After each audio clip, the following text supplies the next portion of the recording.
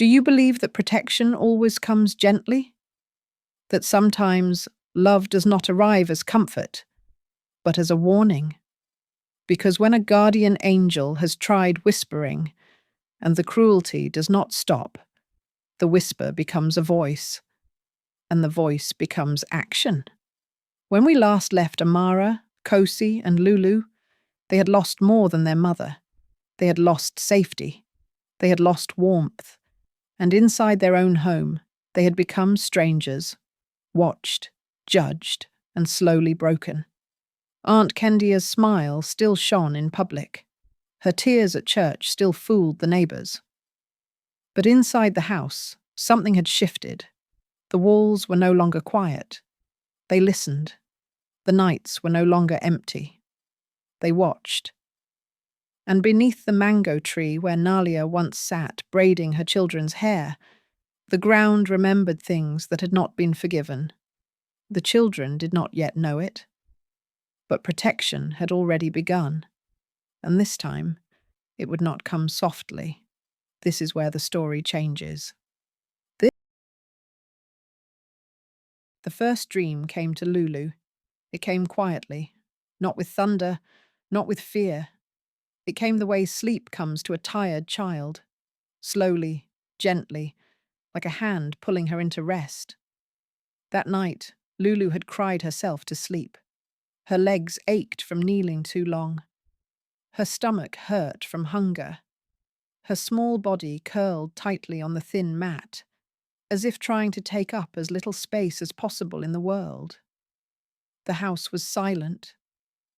Aunt Kendia's room was closed. Their father had not come home. The night insects sang softly outside. And then, Lulu was no longer in the room. She stood barefoot beneath the avocado tree behind the house. The ground was cool. The air felt different, lighter, calmer, as if the night itself was breathing slowly. The avocado tree stood tall and still, its leaves barely moving, and beneath it stood a woman, dressed in white. Not the white of hospital sheets, not the white of burial cloth, but a soft, glowing white, like moonlight resting on fabric. Her feet did not touch the ground. Her face was the same gentle eyes, the same familiar smile, the same warmth Lulu had missed every day. "Mommy?" Lulu whispered, afraid the woman might disappear if she spoke too loudly. The woman smiled and opened her arms. "I told you," Nalia said gently, her voice calm and clear. "You will never sleep alone." Lulu ran forward. She did not feel afraid.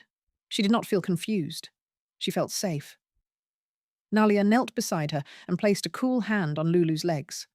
The pain faded. The burning disappeared. She stroked Lulu's hair slowly, the way she used to before bedtime. "Rest, my baby," she whispered. "I am here." The avocado leaves rustled softly, though there was no wind. Then the light grew dim, and Lulu slept. When morning came, sunlight streamed through the cracks in the window. Lulu woke up slowly. She stretched and froze, the bruises on her legs. They were gone.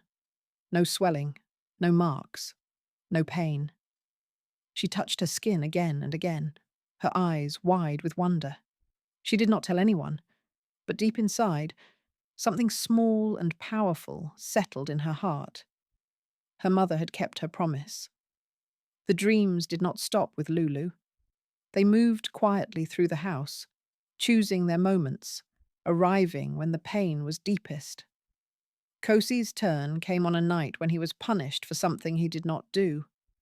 Aunt Kendia accused him of stealing money from her bag. He tried to explain. He stood straight, his voice calm, his eyes steady.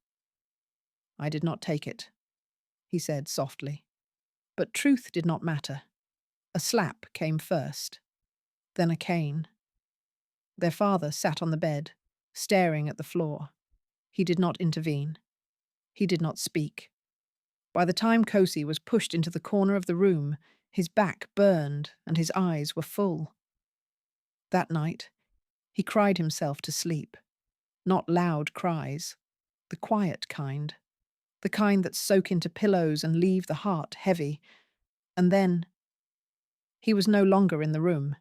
He was sitting on the low wooden stool near the avocado tree, the night air cool against his skin. His mother stood behind him. She did not speak at first. She placed her hands on his back. They were cool, gentle, steady. As she rubbed his wounds, the pain melted away. "You see clearly," she said at last, "even when others choose blindness."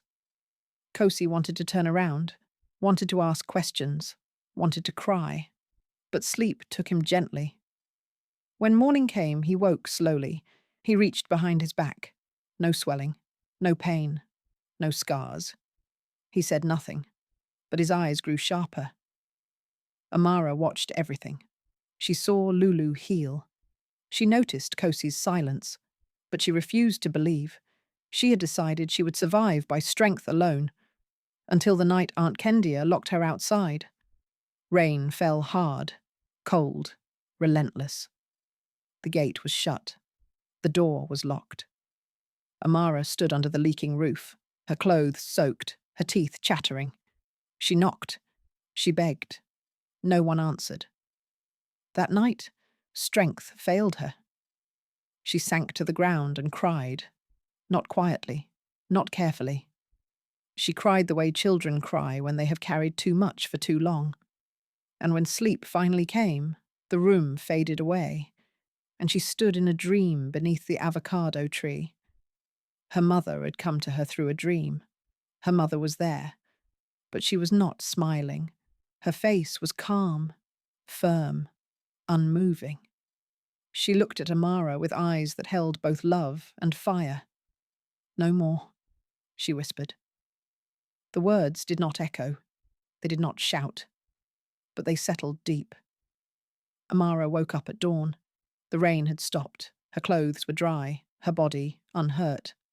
But something inside the house had shifted. Something strange began happening.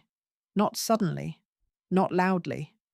It began the way sickness begins, quiet, confusing, easy to dismiss at first. Aunt Kendia was the first to feel it. She started waking up in the middle of the night, screaming, not shouting words, just screaming. She would clutch her arms, her legs, her back, crying that her body was on fire. When the lamps were lit and people gathered around her, they found nothing, no wounds, no cuts. By morning, dark bruises appeared, deep purple and blue, along her arms and thighs. She accused the children. "They are witches," she spat. But the children had been asleep. Doctors were called. They examined her carefully. They asked questions. They shook their heads. "There is nothing wrong," they said. "No infection, no injury." The medicine did nothing. Night after night, the pain returned. Meanwhile, the house itself began to change. The children slept deeply. No nightmares, no crying. Food no longer disappeared from their plates. When Aunt Kendia raised her hand, it trembled. When she shouted, her voice cracked.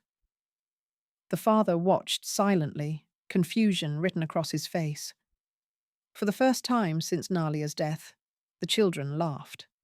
Lulu smiled freely. Kosi stood taller. Amara breathed without fear. Outside the home, villagers began to notice. Whispers followed Aunt Kendia wherever she went. "Pain has changed houses?" one woman murmured. Another said quietly, "Those children are protected." An old man near the market shook his head and added, "A mother never truly leaves." And beneath the avocado tree, unseen by all, the night air grew calm. The truth did not come in a dream. It came one quiet evening, when the house was finally still. Kosi had always been observant. He noticed things others overlooked, the way the ground dips, the way ants avoid certain places, the way the avocado tree's roots rose unevenly from the soil. That evening, As the sun slipped behind the hills, Kosi sat beneath the avocado tree alone. Something pulled at him. Not a voice, not a vision, a knowing. He began to dig with his hands. The soil was loose, as if it had been disturbed before. After a few moments, his fingers struck glass. He froze. Slowly, carefully, he uncovered a small bottle, empty now, but stained at the bottom. Wrapped beside it was a piece of cloth, once white, now yellowed with time. And folded within the cloth, a letter. His hands shook as he opened it. The handwriting was familiar, careful, measured. It was their mother's. The letter was short. She wrote that she had been sick, but not by chance. She wrote that her tea had begun to taste bitter, that her strength faded too quickly, that she suspected poisoning. She wrote that she was afraid, and she wrote one final line. If you are reading this, then I was right. Kosi sat in silence for a long time. When the truth surfaced, it did not explode. It spread, quietly. The letter passed from hand to hand, an elder, a church leader, a neighbour who could read aloud. Faces changed, whispers turned sharp. The house collapsed, not in fire, not in shouting, but in shame. Their father left one morning and never returned. Some said guilt chased him away. Others said fear did. Aunt Kendia's laughter vanished, her words tangled. Her eyes no longer rested in one place. Soon she spoke only to shadows. Justice came quietly. No courtroom, no chains, just truth. And beneath the avocado tree, the earth finally rested. Years passed, not all at once, not easily. They passed the way healing passes, slowly, unevenly, with days that still ached and nights that sometimes remembered too much. But the children grew. Amara grew first. She grew into responsibility, into patience, into a voice that knew how to calm frightened hearts. She became a teacher. In a small classroom with cracked walls and wooden desks, she stood before children who carried their own quiet pains. She taught them numbers and letters, but more than that, she taught them how to speak, how to ask questions, how to cry without shame. Sometimes, when a child stayed behind after class, Amara would place a gentle hand on their shoulder and say the words her mother once whispered. Be strong, but don't forget how to cry. Kosi grew inward. He became a writer. He filled notebooks with stories about truth hidden in silence, about children who watched carefully, about houses that broke and rebuilt themselves. He never wrote their names, but every word carried them. People said his stories felt alive, as if they had been lived before they were written. Lulu grew into laughter. Real laughter, the kind that rings out without fear. She sang while sweeping. She danced in the rain. She slept deeply, without dreams that frightened her. The shadows never followed her. Every year, without fail, they returned to the avocado tree. They sat beneath its wide branches, barefoot on the earth. They spoke aloud. Sometimes they spoke of joy, sometimes of sorrow, sometimes of nothing at all. Sometimes the wind blew softly, brushing their faces like a familiar touch. Sometimes the air carried a scent, faint, gentle, like the soap their mother used to keep on the windowsill. They would smile. They were never afraid. Because love, once planted, does not die. It watches, and it waits. So now I ask you again, do you believe in guardian angels? Because sometimes they do not come with wings. They come with a mother's voice, with hands that heal in dreams, with truth buried beneath trees. Sometimes justice does not arrive shouting. It arrives quietly, in truth, in time, in shame that no fire can hide. The house that once went silent learned to breathe again, not because pain disappeared, but because love refused to leave. And if you ever doubt that the dead still watch over the living, remember this: a mother never truly leaves the children she loves. She becomes the wind that calms them, the scent that comforts them, the strength that rises when they finally cry. So when you sleep tonight, and the night feels heavy, and you feel held without knowing why, do not be afraid. Some promises outlive death, some love becomes protection, and some guardians walk beside us not in light, but in memory. And if this story felt real to you, if it touched your heart or taught you something, leave a comment below. Like this story so it can reach someone who needs it. And subscribe for more stories that teach, heal, and remind us that some lessons are not just told, they are lived. Until the next story. Walk gently and remember, you are never truly alone.